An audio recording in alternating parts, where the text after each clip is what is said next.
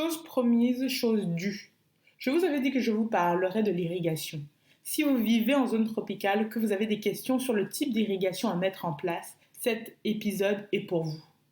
On va parler de la nécessité de leur mise en place quand on a une activité agricole dans des régions sahéliennes ou dans des zones sujettes à des saisons sèches prolongées ou non. Quel système choisir, leurs avantages et inconvénients, mais surtout rester bien jusqu'au bout pour connaître les coûts de ces différents types d'irrigation. Bonjour, bonsoir et bienvenue dans un nouvel épisode de la chaîne Agro-Eden. Je suis Muriel, ingénieure agronome, membre de l'Ordre des agronomes du Québec et fondatrice de l'entreprise Agro-Eden au Cameroun. Rejoignez-moi pour des conseils afin d'optimiser vos projets agricoles. Abonnez-vous dès maintenant et activez la cloche des notifications pour ne rien manquer. Commençons par le commencement. Dans quelle mesure installerait-on un système d'irrigation en zone tropicale ? Il y a 4 raisons pour lesquelles on le ferait.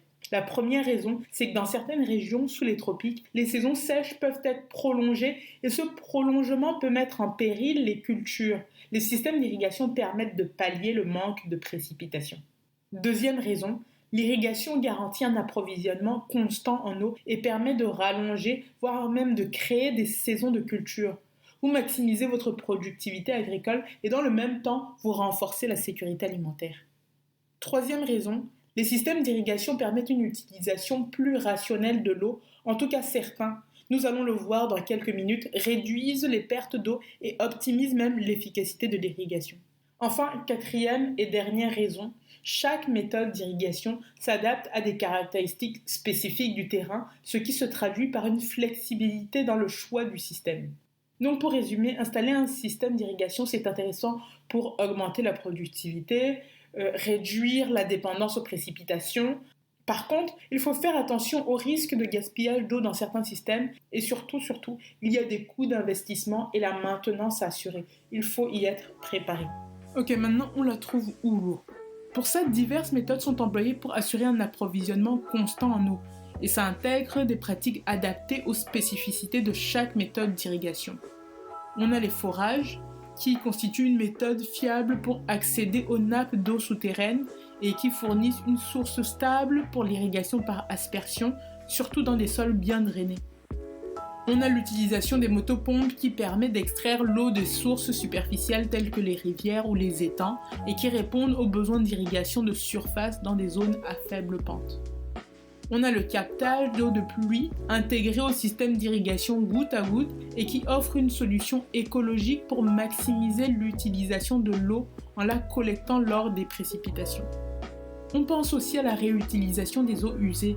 Les eaux usées, ce sont des eaux qui ont été utilisées dans divers contextes domestiques, les eaux de la maison ou bien les eaux issues des industries contenant des produits chimiques, des eaux agricoles ou commerciales venant des restos ou bien des hôtels. Vous l'aurez compris, ce sont des eaux qui sont souillées et impropres à la consommation directe. C'est pourquoi on réalise un traitement même pour une utilisation agricole. C'est toujours une alternative qui contribue à la réduction des coûts tout en assurant une source d'eau pour les cultures intensives. Mais ça, c'est vraiment plus des méthodes qu'on voit en Occident et qui sont difficilement applicables chez nous parce qu'on n'a pas de système de traitement efficace des eaux usées. Et enfin, on a la mise en place de canalisations qui transportent l'eau depuis les sources, forage, captage d'eau de pluie, etc., jusqu'aux zones spécifiques d'irrigation pour une distribution efficace. Ok, maintenant on parle de quelle irrigation, dans quel contexte, combien ça coûte. Le premier type d'irrigation est l'irrigation par aspersion. Elle consiste à disperser de l'eau sous forme de gouttelettes. Elle est adaptée aux cultures en rangée et aux conditions tropicales. On parle de rampe fixe en tant que système d'irrigation statique où une structure linéaire délivre de l'eau de manière fixe sur les cultures, généralement utilisées pour l'irrigation de grandes surfaces agricoles. Les rampes mobiles, structures linéaires équipées de buses ou de gicleurs, peut être déplacées manuellement ou mécaniquement pour irriguer différentes zones d'une culture. L'irrigation par aspersion serait plutôt idéale pour les cultures fruitières, les jardins potagers, les zones avec des sols bien drainés. Les avantages de l'irrigation par aspersion, c'est qu'elles permettent une distribution uniforme de l'eau. Elle réduirait les risques de maladies fongiques et serait mieux adaptée au sol bien drainé. Par contre, le risque d'évaporation est plus élevé dans les climats chauds et la consommation d'eau est relativement élevée. En termes de coût, il faut investir entre 300 000 francs et 1,2 million par hectare, ce qui reviendrait à 460 € et 1830 € par hectare. Et à l'entretien annuellement, il faudrait compter environ 5 000 francs à 10 000 par hectare, donc environ 7,60 € à 15 € par hectare. Le deuxième type d'irrigation dont on va parler, c'est la micro-irrigation. Cette irrigation apporte l'eau directement à la racine des plantes et favorise une utilisation efficace de l'eau. La micro-irrigation inclut le goutte à goutte qui consiste à apporter de petites quantités d'eau directement à la base des plantes, goutte par un réseau de petits tuyaux. Il y a aussi le goutte à goutte enterré, cette fois-ci qui implique également la disposition de tuyaux ou de conduites souterrains pour délivrer l'eau directement au niveau des racines des plantes, ce qui favorise une distribution subtile et efficace tout en minimisant l'évaporation. La micro-irrigation est idéale pour les cultures intensives en eau, les cultures maraîchères, les jardins urbains et les zones avec des ressources en eau limitées. Elle permet également une gestion précise de l'eau et la réduction des pertes par évaporation. Par contre, elle nécessite un entretien minutieux et demande un coût initial plus élevé. Typiquement, il faudra entre 600 000 francs et 1,8 million par hectare en termes de coût initial. Pour l'entretien, il faudra calculer entre 3 000 et 9 000 francs par hectare. Le troisième type d'irrigation, c'est l'irrigation de surface. Elle consiste à apporter de l'eau directement à la surface du sol, généralement en submergeant la parcelle ou par écoulement en surface. Cette irrigation est adaptée aux cultures étendues dans des zones à faible pente.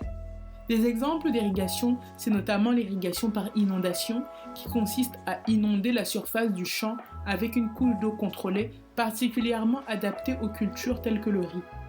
Il y a aussi l'irrigation par bassin, où on crée des bassins peu profonds pour retenir l'eau autour des plantes utilisées dans les régions arides.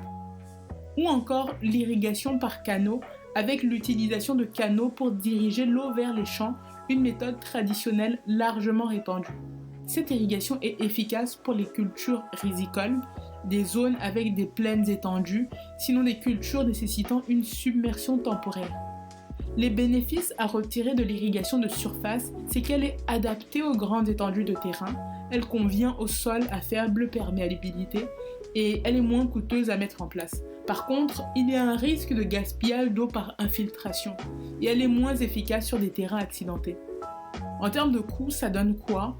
Alors c'est vraiment la moins chère de toutes. Il faut compter en termes de coûts initiaux entre 120 000 francs et 600 000 par hectare.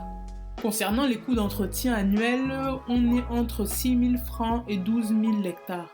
Pour conclure donc, l'eau issue de la pluie, des nappes souterraines, des eaux usées, des rivières ou le captage peut suffire à alimenter un système d'irrigation. L'installation d'un système d'irrigation est essentielle pour plusieurs raisons, notamment faire de la contre-saison, maximiser la productivité, utiliser les ressources de façon rationnelle. Par contre, les coûts d'investissement et d'entretien ne sont pas négligeables et il peut malgré tout avoir du gaspillage d'eau. Les trois types d'irrigation que nous avons détaillés sont l'irrigation par aspersion, la micro-irrigation et l'irrigation de surface. Chacun a ses avantages et ses inconvénients, ainsi que des coûts associés. L'irrigation de surface est par exemple la moins coûteuse, mais par contre il y a du gaspillage d'eau dans ce cas, donc des dépenses non rentabilisées. Le choix du système d'irrigation doit donc être basé sur des caractéristiques du terrain, les cultures spécifiques et la disponibilité des ressources en eau. C'est la fin de cet épisode. N'hésitez pas à m'écrire sur Instagram, Facebook ou X. Les podcasts sont également disponibles sur Spotify. Merci pour votre écoute. Prenez soin de vous.